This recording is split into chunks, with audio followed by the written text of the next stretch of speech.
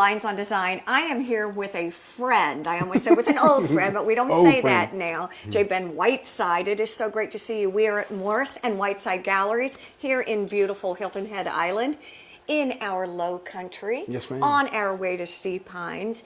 And I feel as though we've had probably about 30 minutes before we even started the show to do some catching up. Oh, it's been a while. Life has been glorious. The gallery looks amazing. Thank you. Thank you. I know that in early October you hosted or are hosting an auction. We have the Hilton Head Art Auction, and we do a fine art auction every fall. And for the past 7 years, we were in Charleston.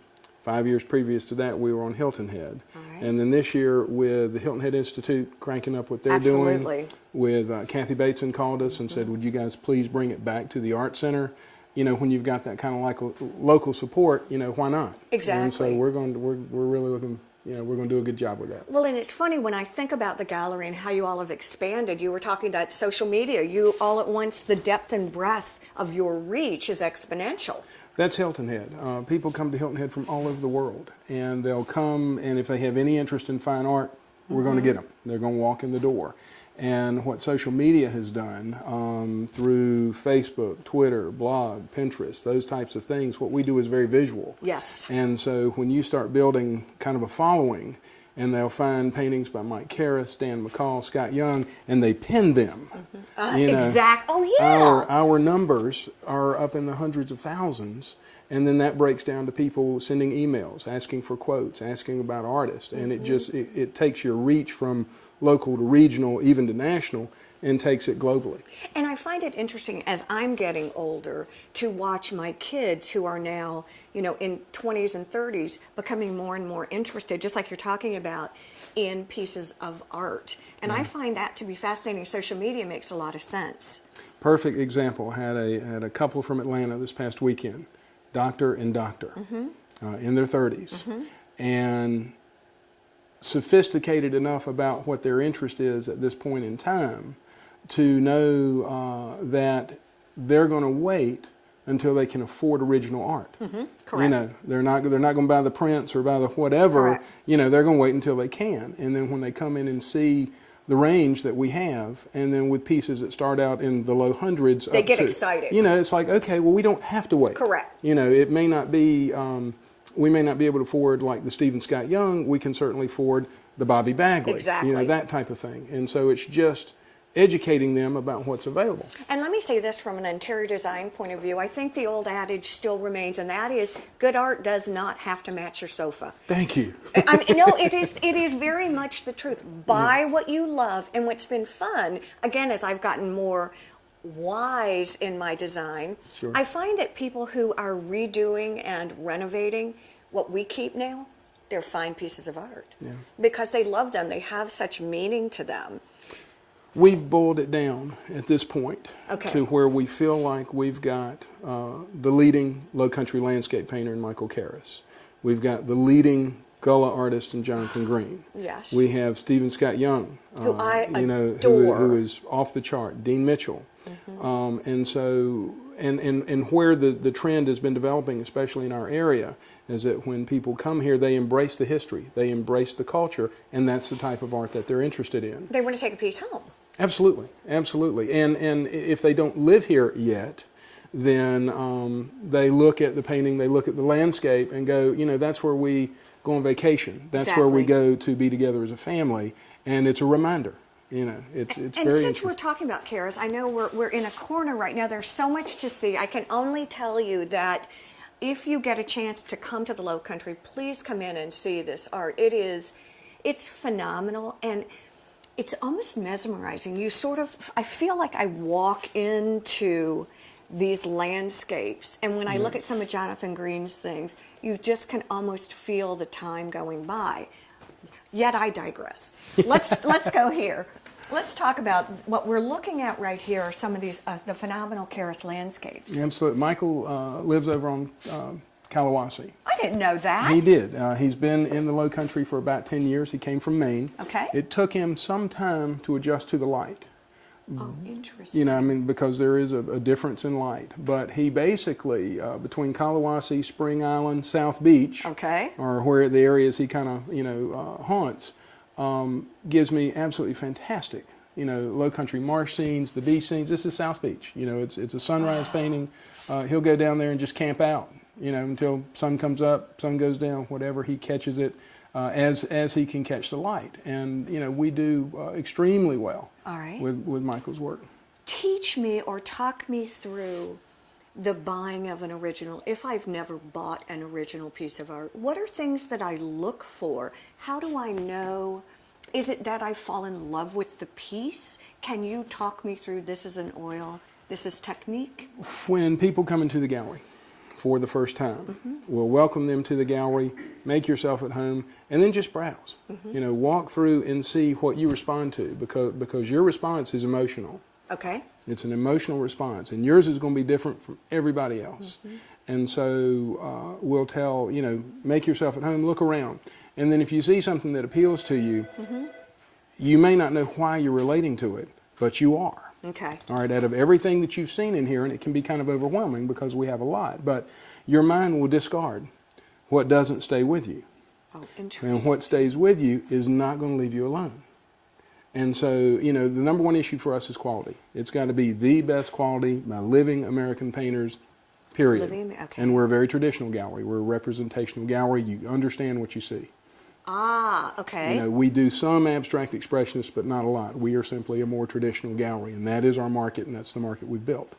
And so once you've kind of gone through that process, then you look at what are your needs. Is it a new home that I'm trying to find some nice pieces for over the mantel in the living room, the master bedroom? What are the priorities? A lot of times I'll go and just do a walkthrough with the interior designer. Love it. Either with the designer, with the client, whoever, and say, okay, what's important? Where do you spend time in the house? Are you guys in the kitchen? Are you in the den? When you're at home, where are you? Because that's where you need to have the most important art. Am I, as a consumer, pretty good at knowing what I like? And the answer probably is, the psychologist in me says, the answer probably is if I relax and just allow myself. Do you know what I mean? As opposed to saying, I need a landscape. No, my favorite client is someone that knows exactly what they like. Right. No one needs to tell them Okay. a thing. And if we've got that and it's of the quality that they like, then we're gold. Okay. We're good. Then you'll have the client that wants the interior designer's input, and what a good interior designer brings to the table is their network. Correct. Absolutely. I agree. They're resourcing. I agree with Sources. that. Yes. And so if they've got someone professional that has those sources, that network, then they tap right into it. And again, the issue is quality. Quality. This is Hilton Head. People that live here have been everywhere and have done everything. Makes sense. And so it's got to be just top quality. When we talk about Karras, do people have certain genres or certain things that they're known for? In other words, is Karras known for his landscapes? Well, Michael is a pure landscape painter. Okay. If you'll notice, there is not a single figure, architecture, True. or wildlife in any of these paintings. Gosh, it's funny. Yes, I notice it now that you point it out to me. He's a pure landscape painter because he never uses anything other than the landscape. So the painting stands completely on its own. He paints a gorgeous landscape and doesn't use any of those other elements to help support the painting. So interesting. He doesn't need to. It's all about the light, it's all about the composition, and his brushwork is fantastic. Oh, this is so fun. All right, we have to. I'm like, oh, we have to talk about some of the sculptures because sure. Because I think many of us are more comfortable with looking at this beautiful piece of painting, but wonder about how to make use of a sculpture. What is it? What makes it so special? It's intimidating. To a certain extent, we're standing right here by Glenna Goodacre bronze. Yes. Glenna Goodacre is the most collected, most important, most successful living American sculptor in history. Wow. Glenna did the Women's Vietnam Memorial. She did Ronald Reagan for the Presidential Library. She did the Sacagawea gold dollar coin. She is just phenomenal. When it comes to sculpture, a lot of times the house is full with paintings. We've got flat art everywhere. The walls are covered, but we still want to collect. A lot of times that's the transition point going into three-dimensional. Poolside, on the porches, in landscaped areas. Out front, we've got Mark Twain. Yes. Under your piano. Locally, we have under the piano we got Dog Tired, the dog that's asleep. That's my favorite. I have a local collector that was on the board for the Mark Twain Foundation. His wife is looking at that piece trying to figure out where she can put it.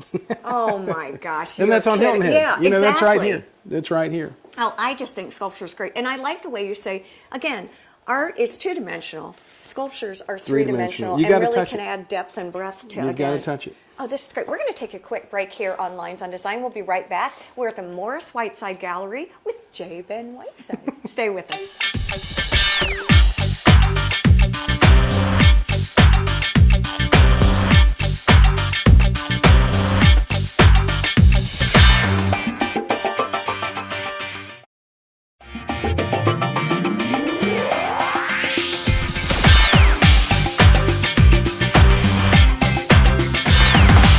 Here on Lines on Design, I am here again with J. Ben Whiteside. You will always be J. Ben Whiteside. Ben Whiteside. We're talking about old times and families and children growing up and all of these wonderful things. And being immortalized, I think, in a piece of art would be pretty special, I have to say.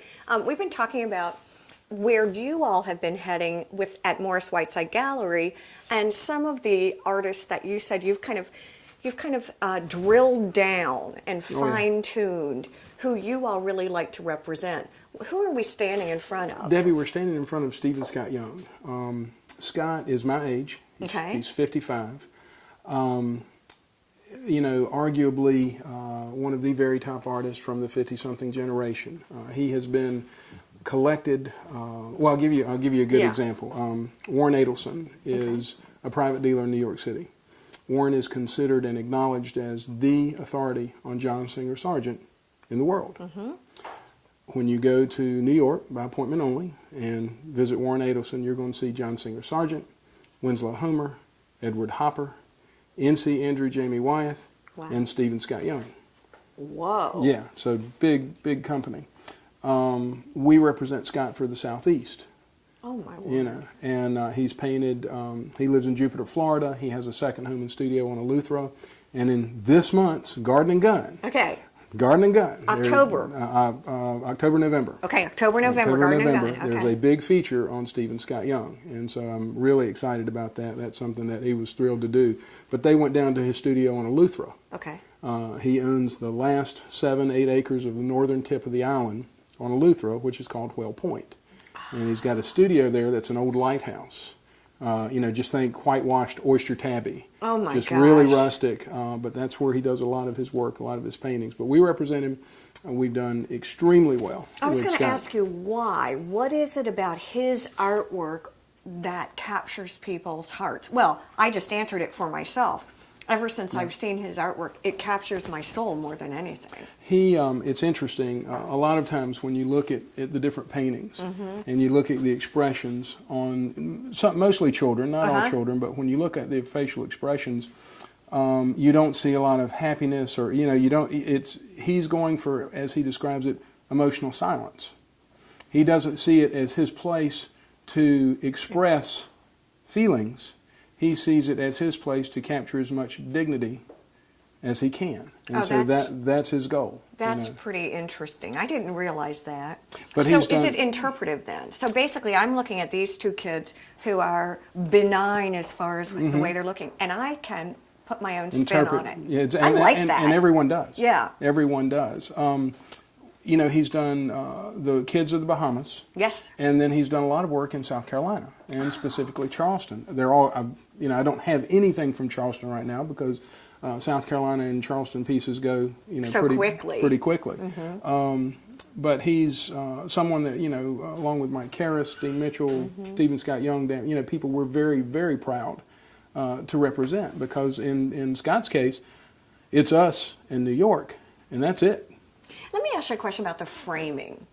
Is framing an integral part of how the piece of art is portrayed? Are frames meant to enhance? Are they meant to stand back and allow the artwork front and center? How does all that work? Because I notice all of yours you frame a lot of yours. Well, presentation can make it or break it. Okay. Absolutely. And as you know, I've got a background in picture framing. And my preference for the frame is to complement, present, and protect. Okay. the artwork. You know, those three things, you know, but complement is number one. It's got to present the artwork. It needs to be, the frame needs to be more neutral and let the artwork be presented and Speak for itself. But it does, you know, a bad frame can ruin a painting, you know, or a bad presentation. A good frame can enhance it and make it look more important. And so it's critical as to how it's framed and how it's presented. When someone comes in to buy a piece of art, is it helpful for you to have them aware of a budget? Or is it based, do you like them to come in again kind of as a blank slate and just begin to experience? If you have a budget, Okay. then it seems to be a lot more thought goes into the selection. All right. Because we have a financial limitation. Okay. We can go up to X amount of dollars. What's the most that we can get for what we have available to spend? Okay, that's one side of it. When you don't have a budget, it doesn't matter. It doesn't matter. You know, Exactly. You know, with Stephen Scott Young, you know, we've sold paintings for Scott from $50,000 up to $250,000. I mean, you know, he does get very expensive at the high end for us. Sure. You know, what is our high end? Right. And you know, in those cases, typically, you know, these were framed in New York by Lowy, who is you know, the most famous picture framer in New York City, and you're looking at an average of $2,000 a pop on how each one Just of the these, framing. just on how they were framed. And typically most artists can't afford that. Right, I hear you. You know, so we, you know, our policy with the artists we represent is that we require hand-finished frames.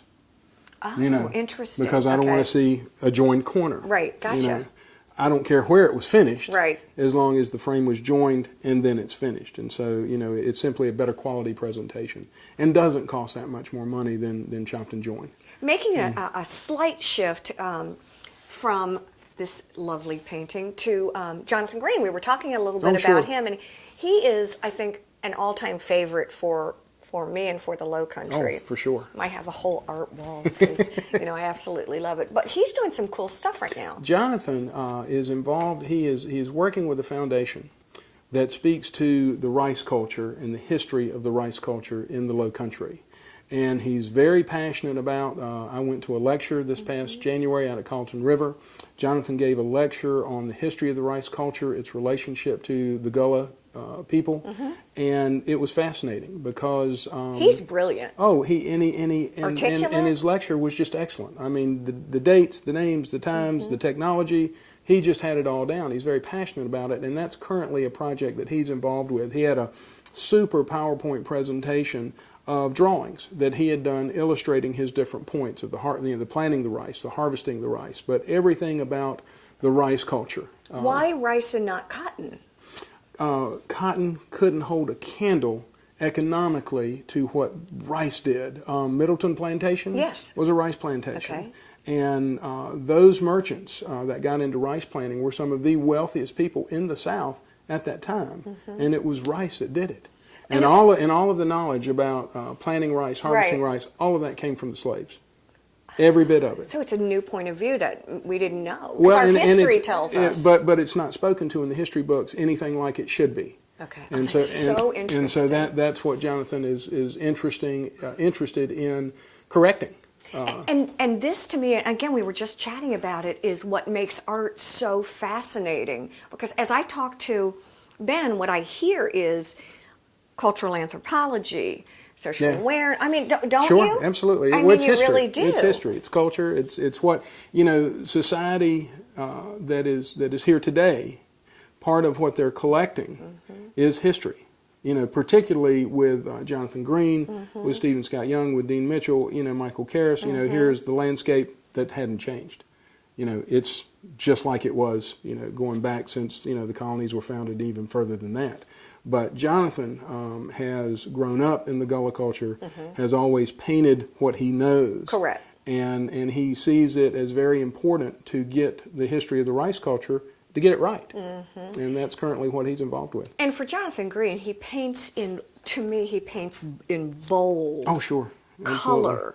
Absolutely. How would you explain his work? Well, his palette comes from, you know, Africa. Right. And the primary colors. Oh yeah, and the primary colors, and that is also the palette of the community that he was born and raised in. And so, and if you'll notice, with most of his paintings, the perspective is of a child looking up at adults. Oh, I never You know, thought about when that. You, when Yeah, you it look, is. when you look at his paintings, it's almost a child's perspective or point of view from their viewpoint, you know, from where they can Yes. see. And so that's really, after he finished at the Chicago Art Institute, he was headed in that direction Okay. as to, you know, what do you paint? And the answer to that question is you paint what you know. And that's what he knows. What's it like for you? Because you've been in this business how long now? A while? Going you close to s- 20 years. I can't believe it's been close to 20. Do you see an evolution in the artist's work that you've collected and that you represent? Oh, yeah. Is that an interesting sort of transition Well, for you? you won't find an art dealer that's not an art collector. Okay. You know, I mean, for most people, it's why you're in the business. And when I walk through our home, you know, I see the Dan McCall paintings we collected you know, back in the 90s. You know, Dan's, you know, the family at the beach, the relationship I between remember. parents, siblings, that type of thing. And then that has over time evolved to, you know, I've got a major Michael Karras marsh scene that to me is one of the most important paintings we have.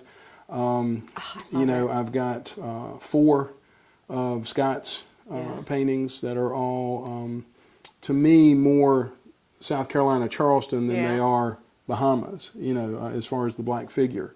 I love And then Jonathan Green, Dean Mitchell, you know, we've got, you know, Lynn just rolls her eyes when I walk in with a new, you know, With a new piece of yeah, art, where exactly. are you going to put that? And Well, I it's- said, you're the one that had to have the big house. I got plenty of room. Let me tell you, as I walked in, I'm like, oh my gosh, I could never work here. I'd never have a paycheck. I want to thank you for joining us, and thank you all for joining us here on Lines on Design. Have a great day. Bye-bye now.